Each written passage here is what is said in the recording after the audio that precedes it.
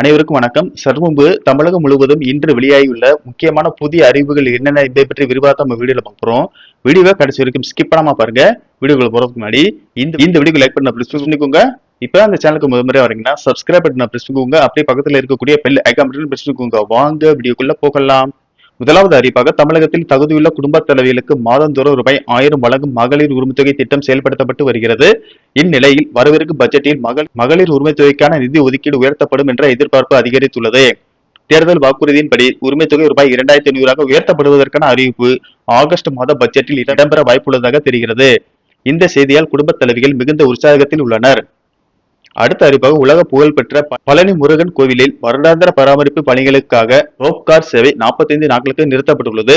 இதனால் பக்தர்கள் மின் நிலுவை ரயிலில் செல்ல அறிவுறுத்தப்பட்டுள்ளது.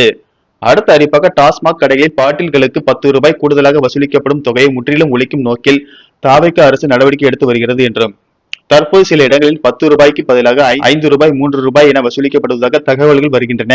ஜூலை 27ஆம் தேதிக்கு பிறகு இது தொடர்பாக புதிய நடவடிக்கை மேற்கொள்ளப்படும் என்றும் அமைச்சர் விக்னேஷ் தெரிவித்தார். அடுத்த அறிவிப்பாக தெருநாய் கடிக்கும் சம்பவங்கள் தினந்தோறும் நடக்கின்றன. சென்னை உயர்நீதிமன்ற வளாகத்திலும் தெருநாய் தொல்லை அதிகமாக உள்ளது. தெருநாய் பிரச்சனைக்கு எந்த நடவடிக்கை எடுத்ததாக தெரியவில்லை என்று தமிழக அரசு மீது சென்னை உயர்நீதிமன்றம் அதிருப்தியை வெளிப்படுத்தி உள்ளது. அடுத்த அறிவிப்பாக 2026-27ஆம் ஆண்டுக்கான பட்ஜெட் ஆகஸ்ட் 5ஆம் தேதி தாக்கல் செய்யப்படும். பட்ஜெட் தயாரிப்பு பணிகளை தீவிரப்படுத்தும் விதமாக ஒவ்வொரு துறை அதிகாரியுடன் முதல்வர் விஜய் தனித்தனி ஆய்வுக் கூட்டங்களை நடத்தி வருகிறார் என சபாநாயகர் ஜே.சி.டி. பிரபாகர் தெரிவித்துள்ளார்.